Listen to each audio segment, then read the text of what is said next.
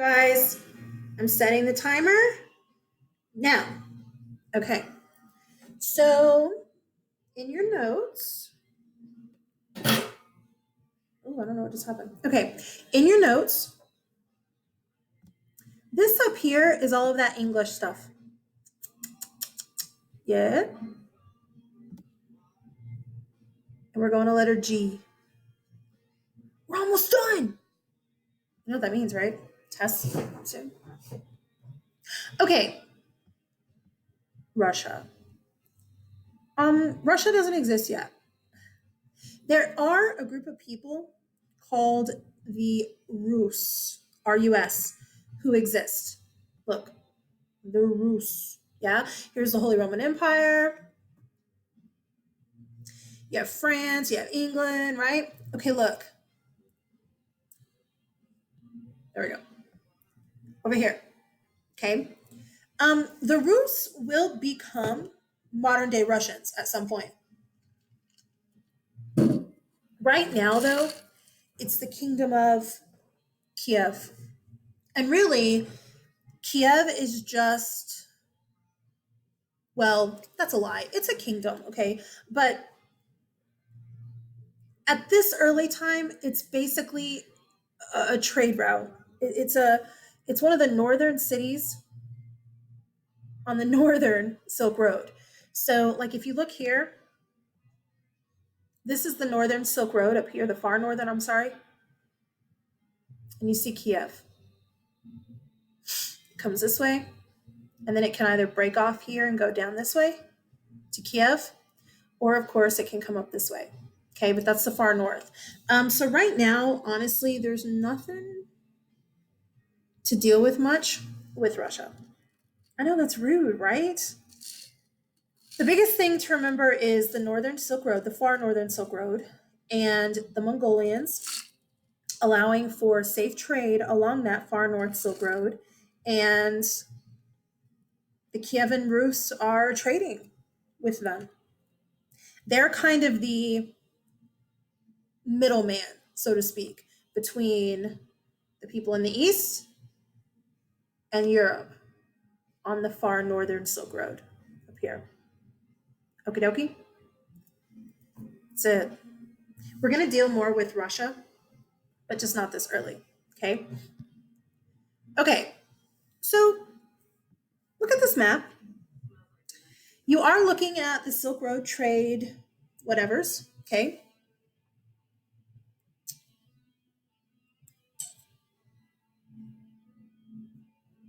What all is being traded on the Silk Road? Is it just goods?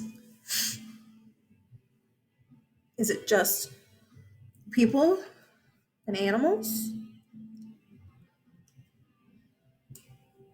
Or is it something else?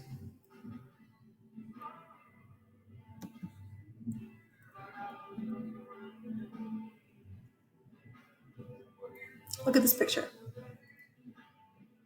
Hold on. Hey, Google, stop. Got a bunch of skeletons. All right. Cool picture, yeah? What is it?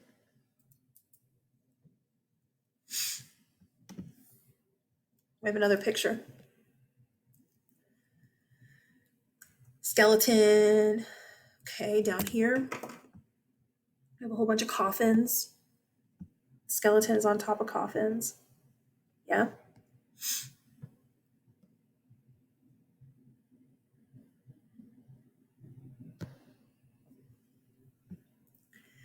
Lord, have mercy on London. I follow. We fly. We die.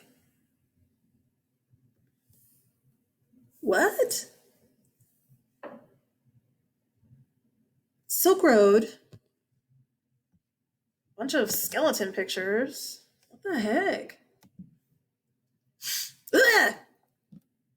Those of you who hate bugs just freaked out. You're looking at a flea. It's a bug. So, well, this particular bug likes to live on a certain black rat. Ooh. What are we talking about? Black Death. Um, ooh, look. It's too far. There we go. Okay. The Black Death actually starts in the East, Mongolia, China, Southeast Asia, somewhere over there. Okay. I've heard some people say Mongolia. I've also heard people say China. I've also seen maps that show that it came from Southeast Asia. Okay, whatever. It came from the East. That being said, where are the pictures? The trade route. The trade routes also are spreading disease. Okay. Particularly in this specific case, bubonic plague. That's the official name. We typically kind of call it Black Death or Black Plague as a nickname. All right. The Black Death is going to follow trade routes, and we can tell that based on people dying. We can see it.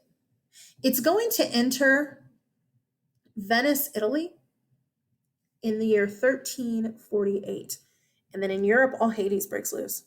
The 1348 and the early 1350s, whew, a third of the European population dies from the Black Death. Why? Well, there's a few reasons. First of all, Europe, sorry, I didn't mean to do that. Europe is disgusting. You know I love Europe, and I'm not trying to be mean to them, but it's gross. It's dirty. People have their, horses droppings on the streets. The streets are either cobble, stone, or dirt. Maybe brick if you're lucky, but probably not. But they're horses just poo as they walk, right? It's just there. You have people using what are called chamber pots, which is literally it's like in a hospital, it's like a bedpan. It's literally a pot that you number one and number two in, and then when it gets full, they just throw it outside. If you had chicken for dinner, the bones are thrown outside. Trash is outside. It's disgusting. It's a breeding ground for rats. Now, guys, these aren't mice like we see sometimes. These are rats. You know, the big suckers. Okay, not the cute little ones, the big suckers with the 400-inch tails. And for whatever reason, this flea likes this particular black rat, which again originates in the East somewhere. Okay. But they really like Europe. See, China was fairly clean, man. But Europe, ugh, it's disgusting. So they just breed. They love it there. Somebody gets bit by a rat, they have the Black Death. The Black Death was highly contagious. They didn't know, though, how you got it. People who had the Black Death had this smell to them. They smelled. There's a reason, but they smelled. And so people thought that whenever they smelled that smell, that's how it gets in you. You smell it. So people would wear like in their breast pocket right here, they'd put flowers. Maybe like posies. Maybe they'd have like a pocket right here full of posies. Huh. And if they smelled it, they stick their head down there. Or they even had these crazy masks. Do I have pictures of them?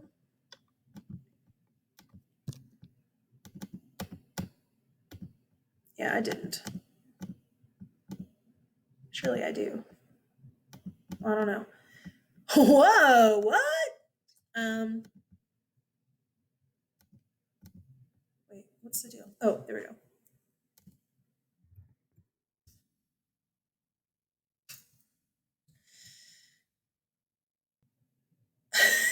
These are plague masks that you can buy right now. That's funny. Plague masks for sale. Um, no, I just want it for historical purposes. These long beaked things are plague masks. Okay, because again, they're trying to keep the smell away from them. That's funny that it said plague masks for sale. That's what I'm going to be wearing to school. I'm going to buy me a plague mask. Oh, this is what I was looking for. This right here is a famous drawing that you'll see a lot referring to the Black Death. And this is like a plague doctor. They would wear these big masks, again, trying to keep the smell as far away as possible.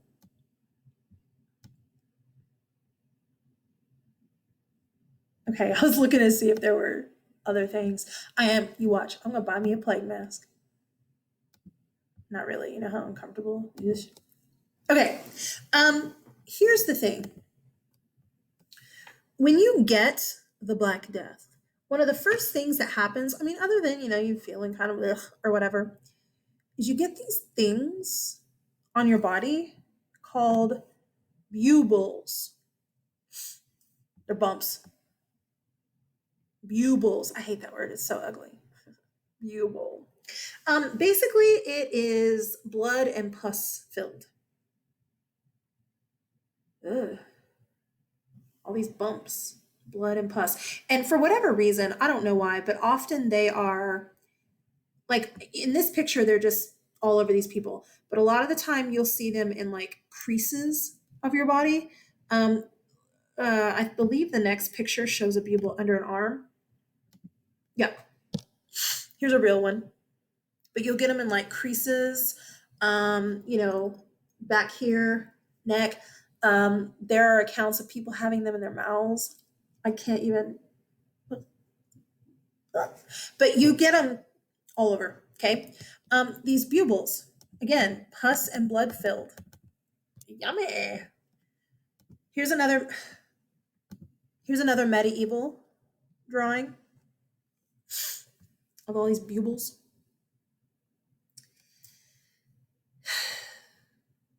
And then the skin around the buboles starts turning black. I mean, black.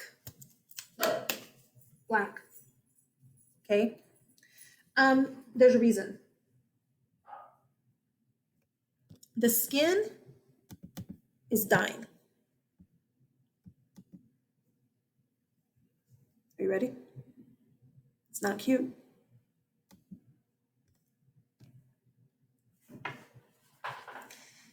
The skin turns black like that because it's dying. Like frostbite and stuff, you have the same thing happen. It's dead. That is dead tissue, all this. Okay? Um, hold on. Do you see my arrow? Okay. Oh, I did have a plague mask picture. I thought I did.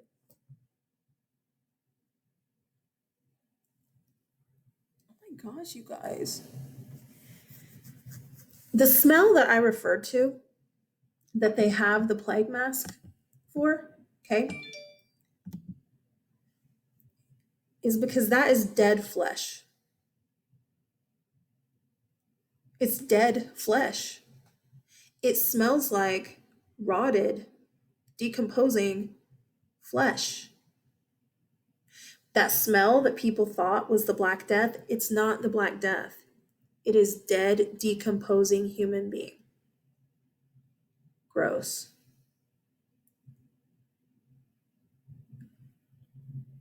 And please be aware, these are modern pictures. These pictures right here are not medieval. Black Death isn't gone. We have vaccinations for it, so we don't typically see it much in America anymore, but it's not gone. Not at all.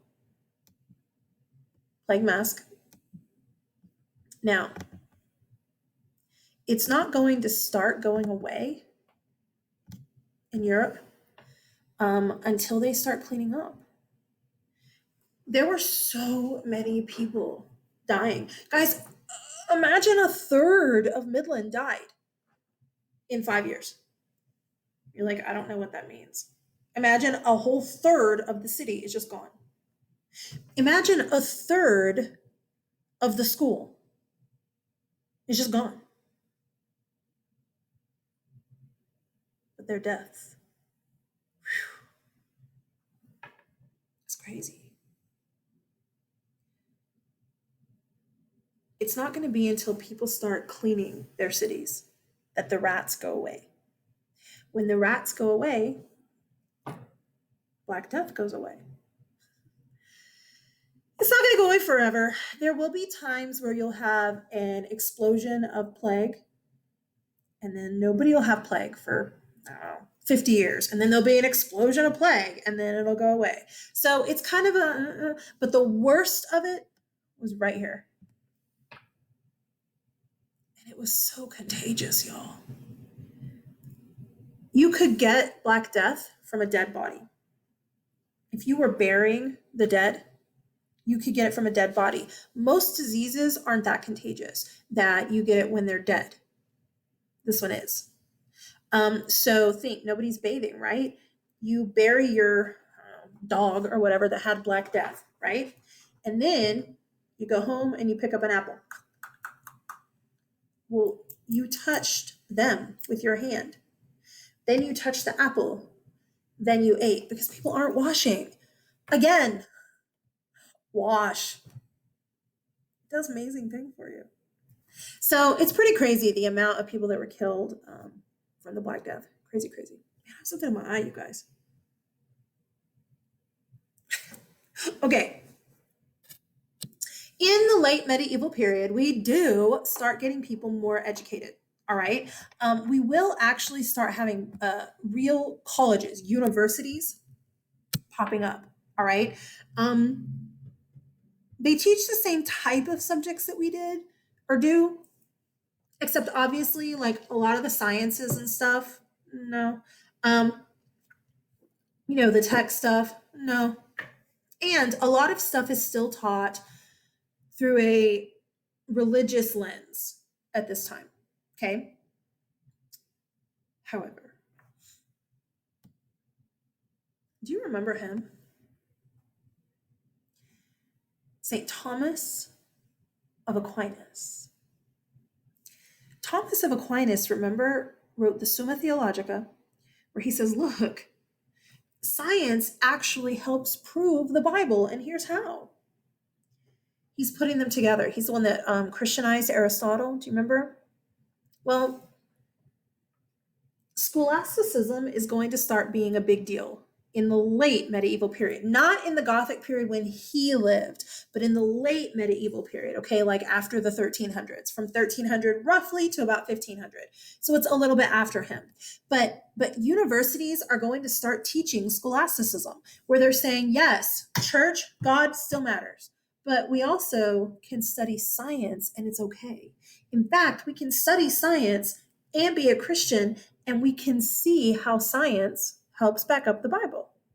Cool.